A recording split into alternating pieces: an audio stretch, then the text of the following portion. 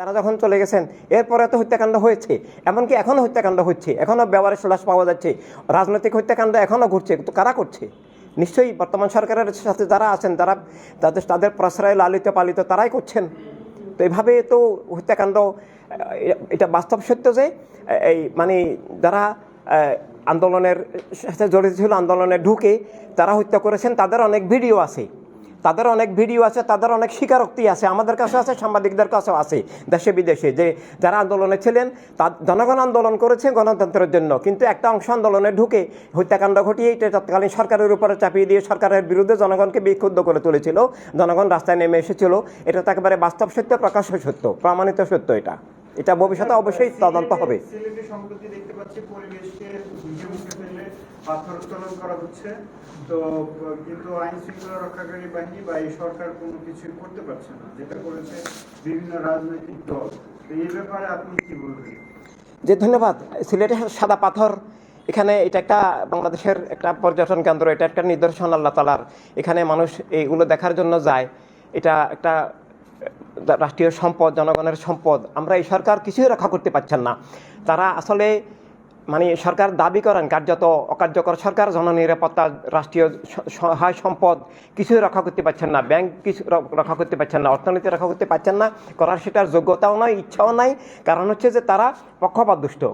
তারা যারা এই সিলেটের পাথর চুরি করেছে, সেখানে বর্তমান সরকারের প্রশ্রয়াধীন, তাদের পৃষ্ঠপোষকতা প্রাপ্ত রাজনৈতিক দল জড়িত, পুলিশ নির্বিকার, এখানে আইনশৃঙ্খলা রক্ষাকারী সকল বাহিনী নির্বিকার, সবার সামনেই এভাবে সেখানে আমাদের ইসলামী বিপ্লবের স্থানীয় শাখা আছে, আমাদের শাখা সেটাকে রক্ষার চেষ্টা করেছিল, প্রতিরোধ করার চেষ্টা করেছিল, সে শাখার একজন সদস্য এখানেও আছেন।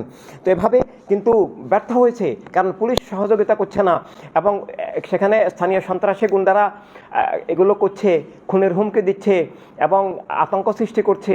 তার মানে এই সরকার যে ব্যর্থ, অকার্যকর, যারা সামান্য পাথর রক্ষা করতে পারে না, তারা কিভাবে রাষ্ট্র, সংবিধান, ধর্ম রক্ষা করবে, জীবন রক্ষা করবে, তারা কিভাবে একটা ফ্যান নির্বাচন দিবে? তাই আমরা ডিজিটাল মোবাইল থাম নির্বাচন চেয়েছি এবং অবিলম্বে এই গণতান্ত্রিক প্রক্রিয়া শুরুর কথা আমরা দাবি জানাচ্ছি রাষ্ট্রকে রক্ষার জন্য। একটি প্রশ্ন হচ্ছে, আপনি বলছিলেন যে সরকারের মধ্যস্থ একটি দল যারা মূলত আফগানিস্তানের যে তালিবানি সরকার, সেই সরকার ব্যবস্থা বাংলাদেশে প্রবর্তন করতে চায়, তারই কিন্তু একটি বক্তব্য এই পাথর চুরি হওয়ার আগে ভাইরাল হয়েছিল যে পাথর উত্তোলনের জন্য তারা আন্দোলনে নামছে। তাদের সেই পাথর উত্তোলন, পাথর ডাকাতি কি হচ্ছে? আমরা যদি বলি যে তালেবানি সরকারের একটি গ্রুপ বর্তমান সময়, তালেবানি সরকার গঠন করলে কি দেশটাও ডাকাতি হয়ে যাবে এইভাবে? হ্যাঁ, অবশ্যই। তালেবান মানে ডাকাতি, তালেবান মানে ধর্মের নামে অধর্মগ্রবাদ চাপিয়ে দেওয়া।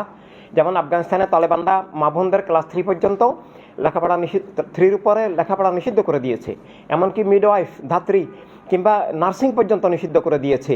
তো এভাবে ওরা তো ইসলামের শত্রু, ইসলামের নামে ওরা ওখানে মাজার ভেঙেছে, ভাইদেরও লেখাপড়া বন্ধ করছে।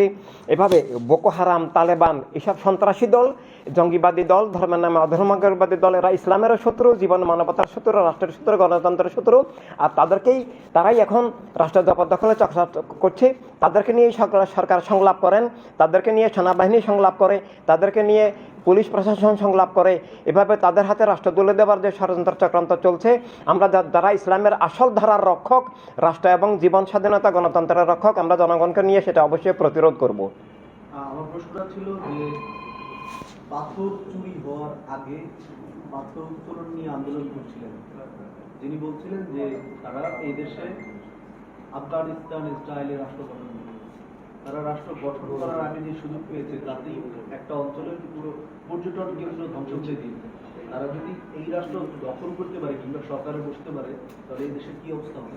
দেশ ধ্বংস হয়ে যাবে, সবার অধিকার হরণ হয়ে যাবে, মা বোনদের শিক্ষা বন্ধ হয়ে যাবে, তারা দেশকে লুটপাট করবে, তারা ভুয়া ইসলাম কায়েম করবে, আসল ইসলাম হত্যা করবে এবং পীর আলমদেরকে হত্যা করবে, ইমানি আকিদাকে ধ্বংস করবে, শিক্ষা ব্যবস্থাকে তারা কলুষিত করবে, কুফরি শিক্ষা ব্যবস্থা, অমানবিক, পাশবিক, জঙ্গিবাদী শিক্ষা ব্যবস্থা চালু করবে, রাষ্ট্রকে জবরদখল করবে। এভাবে তারা আসলের স্বাধীনতা, সার্বভৌমত্বকে ধ্বংস করবে। এটা তো তারা প্রকাশ্যেই বলছে।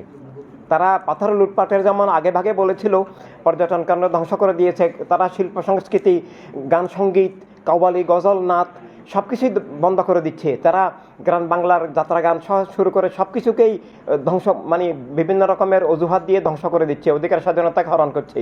এভাবে তারা তো সন্ত্রাসবাদ, তারা তো জঙ্গিবাদ, তারা তো এভাবে প্রকাশ্যভাবে জীবন মানবতার শত্রু এবং রাষ্ট্রের শত্রু। তো তারা আগেও হুমকি দিচ্ছে, এখনও করছে। এমনকি তারা এখনও ক্ষমতা না এসেই সরকারের প্রশ্রয়ে এখনও মাজার ভাঙছে, মন্দির ভাঙছে, মসজিদ মাদ্রাসা দখল করছে, জননিরাপত্তা ধ্বংস করছে। এভাবে তাদের সন্ত্রাসবাদ, গুন্ডামি, ডাকাতিতে অলরেডি রানিং। এটা তাদের ম্যানিপুলাস ডিজাইনের কি একটা অংশ? নিঃসন্দেহে। এই সরকারের 8 জন উপদেষ্টার বিরুদ্ধে অর্থ কেলেঙ্কারির অভিযোগ এসেছে। যে ধন্যবাদ, এটা শুধু অভিযোগ নয়, এটা জনগণের কাছে সুস্পষ্ট। এই যে